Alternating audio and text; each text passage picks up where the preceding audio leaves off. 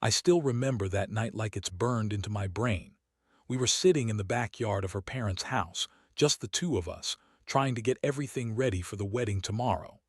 Everyone else had gone inside after the rehearsal dinner, and I thought we were finally alone. The air was thick with the smell of freshly mown grass and the faint scent of her perfume, lavender and something sweet that made my head spin.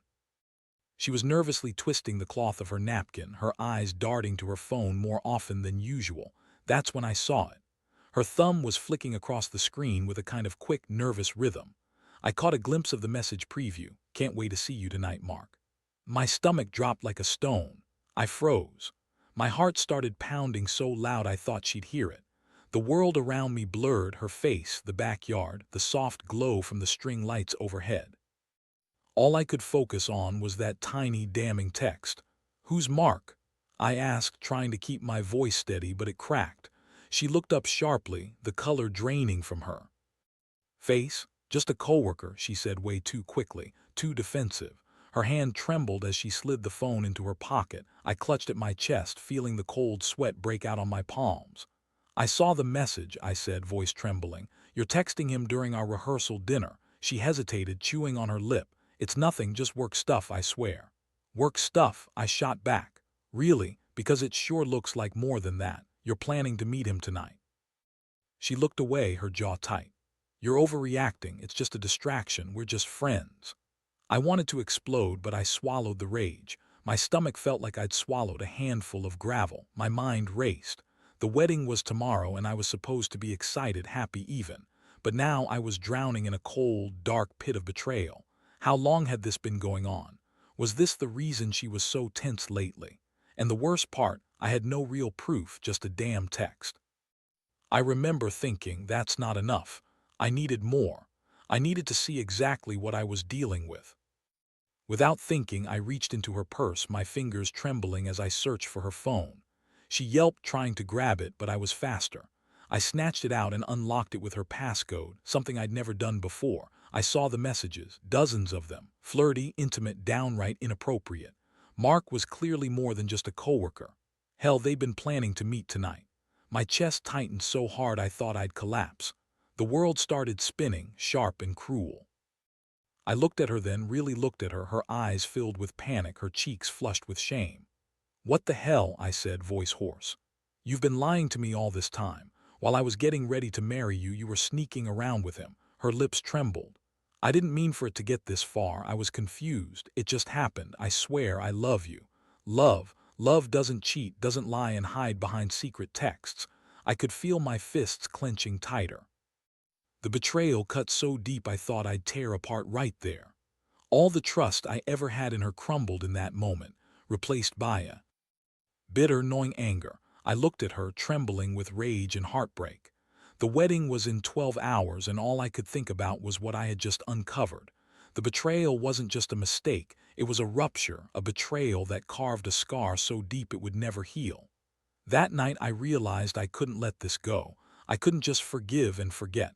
I had to do something. But what? I didn't have all the pieces yet. I wasn't ready to confront her completely, not until I knew exactly what I was dealing with. I needed to step back, get my head straight, and come up with a plan. A plan to turn her own game against her, to make her feel what she'd done to me. I knew one thing for sure: I wouldn't be the fool she thought I was. The wedding might be ruined, but I'd make sure she paid.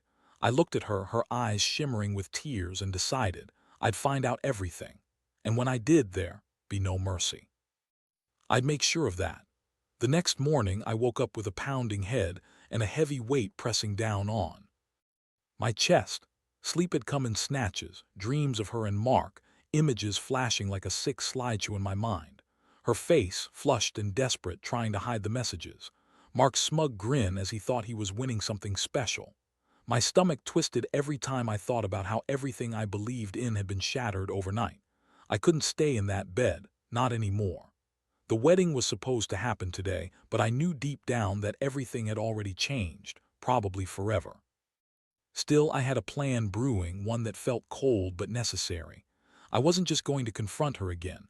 I wanted to get inside her head, expose her lies, and put her on the defensive. First things first, I needed evidence. Hard proof. I didn't trust her anymore, and I wasn't about to let her spin her way out of this. I grabbed my phone, knowing she'd probably try to hide her tracks, but I was prepared. I had a few contacts I could reach, a couple of sneaky ways to get the truth without her knowing. I looked at her, still asleep, the faint rise and fall of her chest making me want to scream. I kept my voice low, almost whispering to myself, "You're going to regret this. You think you're clever, not anymore." The plan was simple in my mind. I needed to find out if she was still in contact with Mark. If she was, I'd have all I needed. If she wasn't, well, then I'd know she was trying to cover her tracks. Either way, I'd get her. I spent the next hour doing some digging. I checked her email, her social media, even her old texts, anything that might show recent contact. Nothing. Too clean, perfectly innocent, she'd say, but I knew better. I knew her pattern. She'd hide it somewhere buried deep, just out of sight. Then I remembered her phone. I'd kept it just in case. I unlocked it again, and this time I went through her recent call logs and messages. Nothing. No calls to Mark, no messages in her inbox. That was strange, but not impossible. Maybe she'd deleted everything. What really caught my eye, however, was her photo album. I scrolled through, and there, hidden among pictures of us and her family, was a screenshot. It was a message from Mark, sent the night before, saying, "Ka. Wait to see you tonight, it's our little secret." The timestamp matched up with the messages I'd seen on her phone. That was concrete proof. She'd planned to meet him, and she'd lied about everything. My hands clenched into fists. I couldn't believe I was here, holding her phone and proof in my hands. All those late-night conversations, the secret plans, they weren't just innocent flirtations. No, they were something more. She'd been cheating on me during the entire wedding planning. The betrayal cut so deep I felt like I might throw up. I looked at her sleeping figure again, her chest rising and falling. My mind was racing, trying to think what I should do next. I was angry, hurt, humiliated. But I also knew I couldn't just blow up everything right now. Not yet.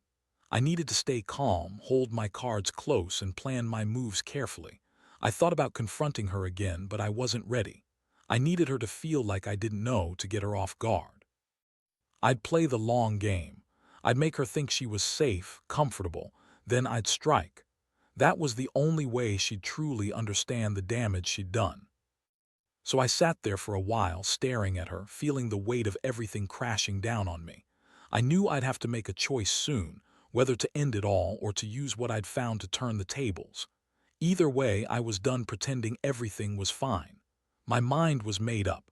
I was going to take control of this mess, and she was going to regret ever crossing me. I got up quietly, leaving her sleeping there. I didn't wake her. Instead, I went to the car, pulled out a small box I'd prepared last night, something I'd bought on impulse but instinctively knew I'd need. It was a simple, unassuming gift, but I knew exactly what I'd do with it. As I looked at the box, my pulse quickened. The plan was very clear now. I'd let her think she was still winning, still in control. But I'd be waiting, ready to make my move when the moment was right. Because once I unleashed what I'd discovered, there was no going back. The wedding was just the beginning of a different kind of ending, and I was ready to see it through.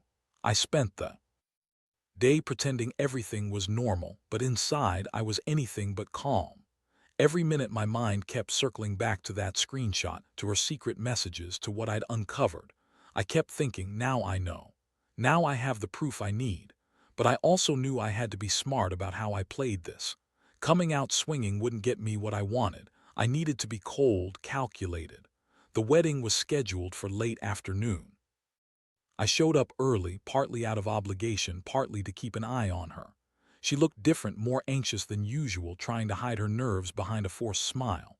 I could see her stealing glances at her phone, probably checking for last-minute messages from Mark. I had to hold back a grin. She thought she was clever, but I was already several steps ahead. When she finally came out of the house, I approached her quietly. "Hey," I said, voice low but steady. "Can we talk for a second?" Her eyes widened and she looked around nervously. "What's wrong?" "Just something I need to say," I replied, tilting my head. "It's about us, about the wedding." She hesitated, then nodded. We moved to the side, out of earshot. I kept my tone even, but underneath, a storm was brewing. "I found something last night, something that changes everything." Her face lost some of its color. "What do you mean?" I found her, I said, holding up her phone.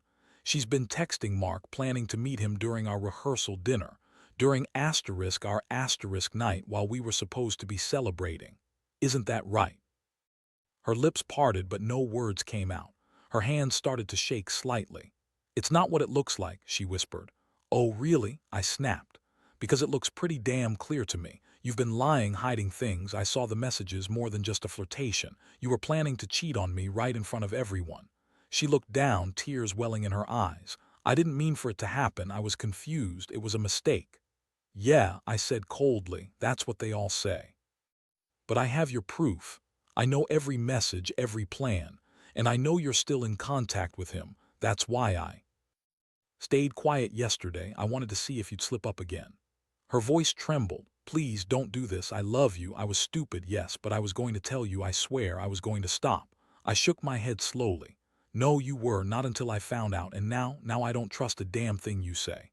My stomach knotted and my hands clenched into fists. The betrayal burned so deep I felt like screaming, but instead I took a step back. You better pack your bags. I'm done pretending. I want my keys, my ring, everything. You're not marrying me today, not after what I've seen, and I can promise you this isn't over.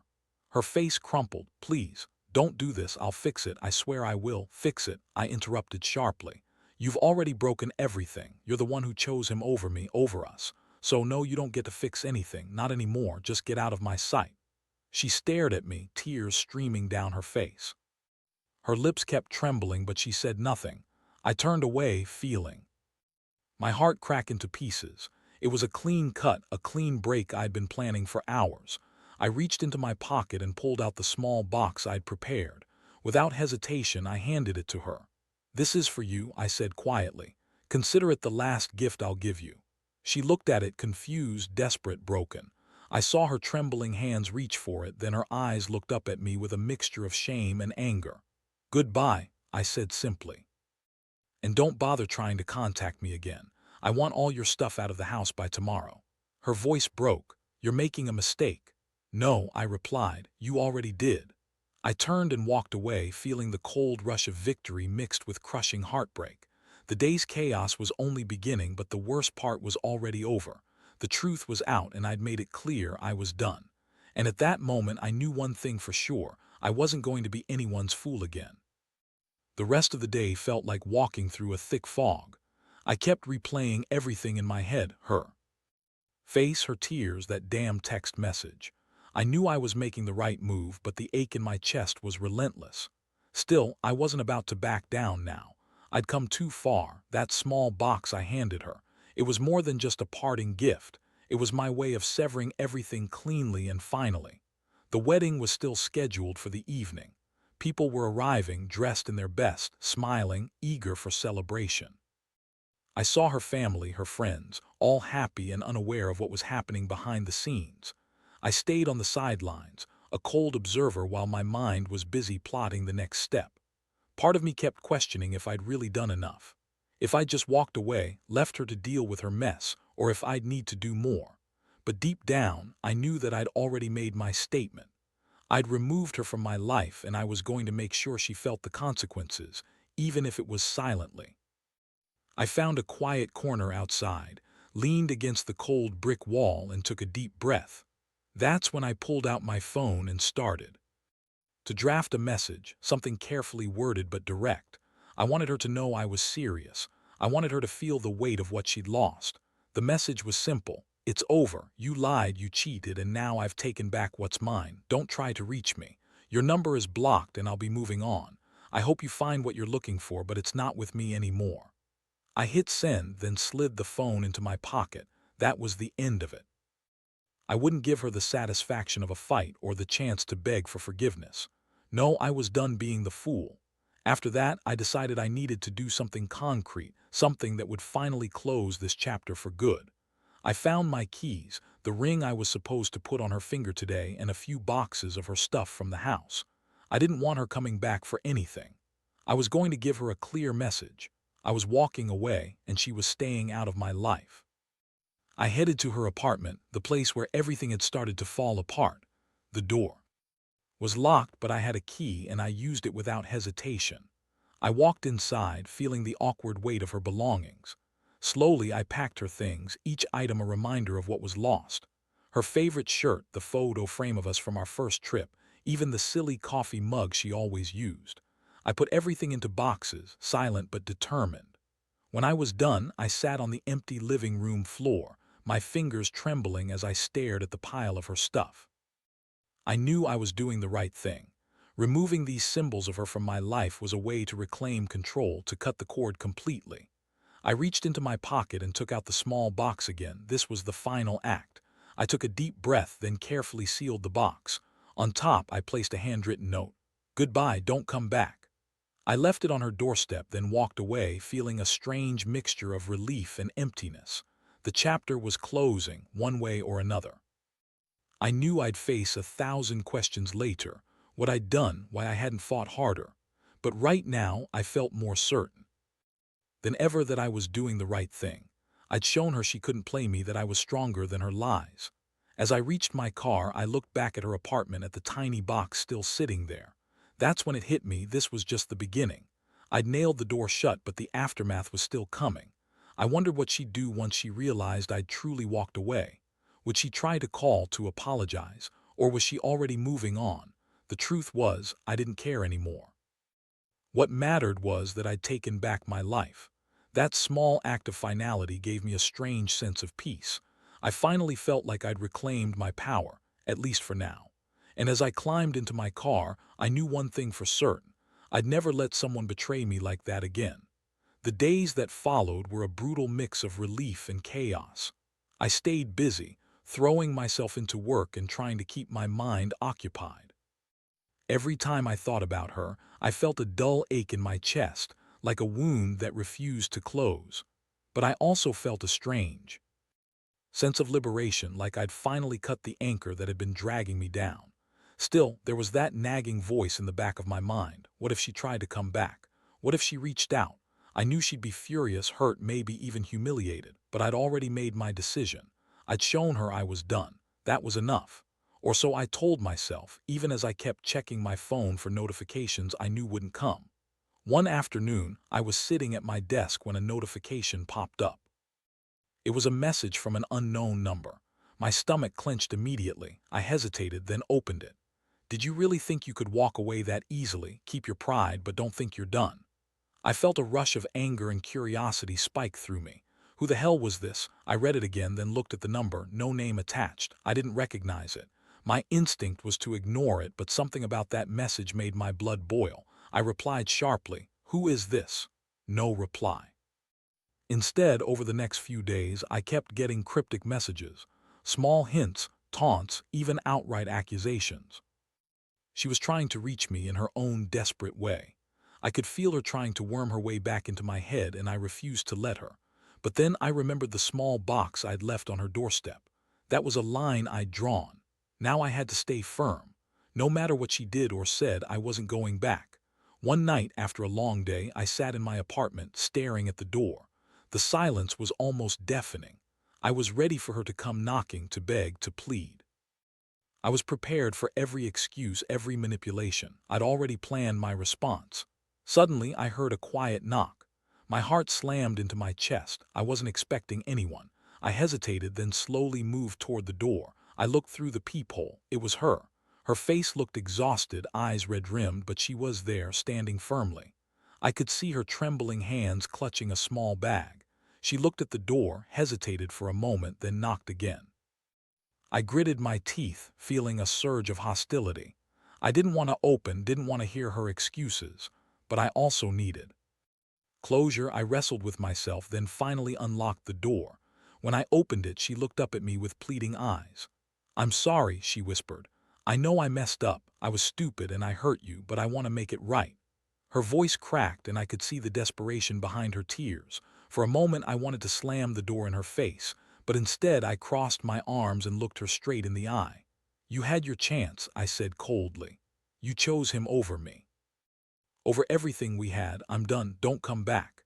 She reached into her bag and pulled out a small envelope. "Please," she begged, "just give me 1 minute. I just want to say goodbye properly." I hesitated, my mind racing. Part of me wanted to hear her out, wanted to see if she'd really changed, but another part knew better. I'd gone too far to turn back now. "Fine," I said, stepping aside. "1 minute, that's all." She slipped inside and I watched her carefully. Her voice was soft, almost broken. I was stupid to think I could cheat and get away with it. I thought I was invincible, but I see now that I lost everything that mattered. I hope you find someone who truly deserves you. I didn't say anything. I just looked at her, feeling the cold sting of betrayal. Then, without another word, I took the envelope from her hand. As she turned to leave, I said quietly, "You'll regret this. Not today, maybe not tomorrow, but someday." She paused, her back to me. "Goodbye," she whispered, and that was it. I closed the door, finally sealing her out of my life for good. I stood there for a moment, hearing her footsteps receding down the hallway. Then I looked at the envelope in my hand. It was just a letter full of hollow apologies, but I knew better. I knew I had already started healing by finally cutting her free.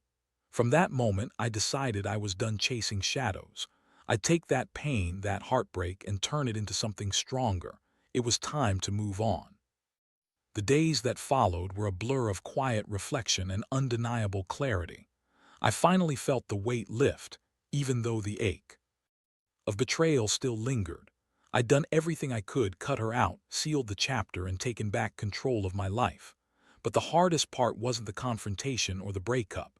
It was realizing just how much I'd allowed myself to be blindsided, how blind I'd been to the red flags I'd ignored for so long. I spent some time alone, sorting through my feelings. I kept the envelope in my drawer, just as a reminder, proof that I'd faced it all and I'd survived. I learned that sometimes the only way to truly heal is to confront the pain head-on and then walk away. No grudges, no bitterness, just understanding that I deserved better. That night I sat in my apartment, the last of her things gone, the silence finally settling in. I looked around at the empty space that once belonged to us, and I felt a strange, calm sense of liberation. The betrayal had hurt like hell, but it also forced me to see my own strength. I'd been through hell, but I was still standing. Maybe battered, maybe bruised, but still standing. And that was enough. I took a deep breath, thinking about all the lessons I'd learned from this mess. Trust is fragile, I realized, but it's also worth fighting for so long as it's earned and kept safe. I'd been naive, but I wasn't anymore. Moving forward, I'd be more cautious, more aware. I'd listen to those red flags sooner, and I'd never again let someone else's betrayal define me. As I finally closed the door on that chapter, I knew one thing for sure. I'd come out stronger. I'd rediscover who I was apart from her, apart from the pain. I didn't need her or anyone else to validate me. I just needed to rebuild piece by piece and trust myself again. Looking back, I realized that revenge wasn't about hurting her, at least not anymore. It was about reclaiming my dignity and forcing myself to see my own worth. That's what I did. I took the pieces of my broken heart, wrapped them up, and moved on. And someday, I'll look back at this chapter, not as a failure, but as a lesson that I survived and that I was capable of so much more than I ever thought. Now I'm finally free. Free from her lies, her betrayal, her manipulations. Free from the illusion that I could fix what was broken. And most of all, free to find someone who truly deserves my trust, my love, and my loyalty. That's what I want everyone to remember. Sometimes the greatest strength is walking away. Because if someone truly cares, they won't make you choose between them and your dignity. And if they do, well, they're not worth the pain. I've learned that the hard way, and I won't forget it. From now on, I'll be more cautious, more conscious. I'll trust again, but never blindly. And I'll never let anyone take me for granted again. That's the end of my story. And honestly, it's only the beginning of something better.